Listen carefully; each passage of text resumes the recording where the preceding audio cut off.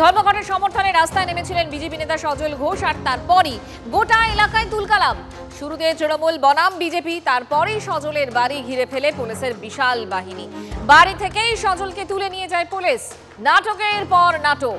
Mascot spin control ল্যাবের পরীক্ষায় এটি প্রমাণিত। কেয়াসেট আলোপেক্স পেন্টা অ্যাক্টিভ নতুন চুল গজাতে সাহায্য করে, চুল পড়া বন্ধ করে। Keya Seth Alopex penta active 10 hair fall প্রবলেমের একমাত্র সলিউশন। বিজেপির ডাকা 12 ঘন্টার ধর্মঘট। মাটি কামড়ে ধর্মঘট করাতে গিয়ে কলকাতা পুলিশের জালে বিজেপি কাউন্সিলর সজল ঘোষ। ধুন্ধুমার মুচিপাড়ায় কিছু দোকান বন্ধ, কিছু দোকান খোলা।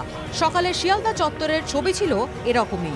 খোলা দোকান বন্ধ করতে হাতজোড় করে অনুরোধ করতে দেখা যায় সজলকে। কিছুক্ষণের মধ্যে পৌঁছন তৃণমূল কর্মীরা। দুপক্ষ মুখোমুখি হতেই খণ্ডযুদ্ধ শুরু হয়ে যায়। বিজেপি দোকান বন্ধ করাবে, তৃণমূল দোকান বন্ধ করতে দেবে না। ঘটনাস্থলে পৌঁছয় মুচিপাড়া থানার পুলিশ। একটা সময় পর পুলিশ সজলকে টানতে শুরু করে।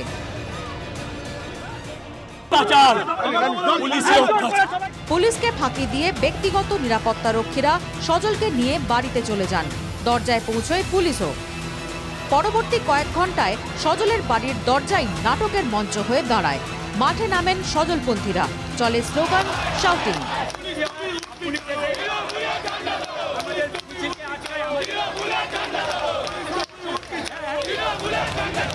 সজলের বাড়িতে পৌঁছন বিজেপি নেতা তাপস রায়। সমর্থক তো থাকবেই, বন্ধ ঢাকা হয়েছে পার্টির, ও পার্টির একজন কর্মকর্তা এবং কাউন্সিলর, তো বন্ধের সমর্থনে মিছিল করবে না। তমার পাত্র নন সজল। মানুষের কাছে হাত জোড় করে প্রার্থনা করছে, এলাকার মানুষ ছিল তাই আমায় ধরে নিয়ে যেতে পারিনি। একদল সমাজ বিরোধীকে মুক্তাঞ্চল করে দেওয়ার জন্য পুলিশ এই কাণ্ড করছে। আপনারা দেখেছেন, লড়াই বন্ধ হবে না, আমি আবার শুরু করব, একটু দম নিতে।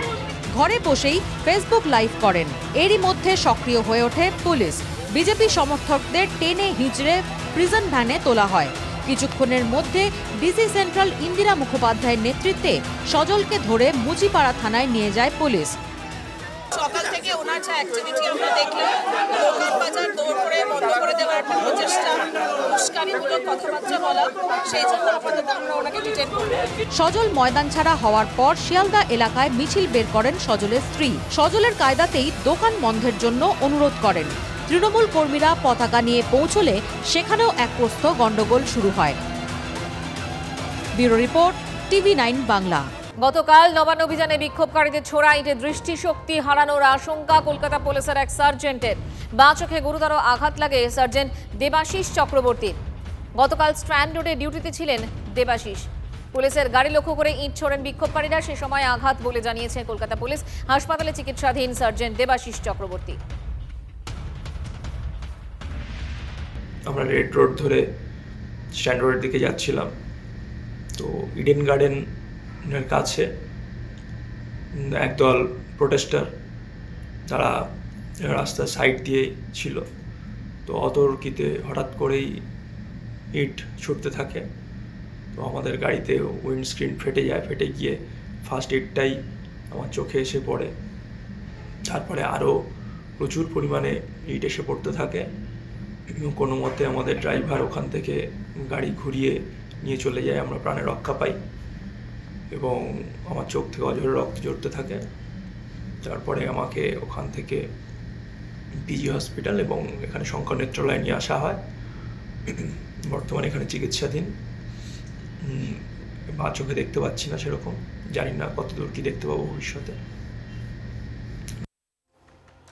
মমতার ফোঁস মন্তব্যের প্রতিবাদ অভিযোগ জানিয়ে স্বরাষ্ট্রমন্ত্রকে চিঠি সুকান্ত মজুমদারের। হিংসায় উস্কানি দেওয়ার অভিযোগে পদক্ষেপ চেয়ে চিঠি। কি পদক্ষেপ এ সম্পর্কে বিস্তারিত বলবেন, আমার সঙ্গে রয়েছেন আমার সহকর্মী অরিত্র। দেখো, একদমই তাই। আজকে পশ্চিমবঙ্গ তৃণমূল ছাত্র পরিষদের যে সমাবেশ, এই সমাবেশের মঞ্চ থেকে মুখ্যমন্ত্রী মমতা বন্দ্যোপাধ্যায়কে অত্যন্ত আগ্রাসী ভূমিকায় দেখা যায় এবং তিনি স্পষ্টত যেটা বলেন যে বাংলায় অশান্তি হলে বাদ থাকবে না আসাম, মণিপুর সহ নর্থ ইস্ট ইন্ডিয়ার একাধিক রাজ্য, এবং সেই বিষয়টিকেই মূলত কোট আনকোট করে রাজ্য বিজেপির সভাপতি সুকান্ত মজুমদার তিনি কিন্তু স্পষ্টত চিঠি লিখলেন স্বরাষ্ট্রমন্ত্রী অমিত শাহকে। এবং তিনি যেটা উল্লেখ করলেন যে মুখ্যমন্ত্রী এই যে সহিংসতার পক্ষে মন্তব্য করছেন তা অত্যন্ত ভয়ানক হতে পারে আগামী দিনে, এবং এর ফল বা এর প্রভাব পড়তে পারে রাজ্যগুলিতে। দ্রুত যেন এই বিষয়টি হস্তক্ষেপ করেন স্বরাষ্ট্র দপ্তরের তরফ থেকে, এমনটাই কিন্তু জানানো হয়েছে। ধন্যবাদ।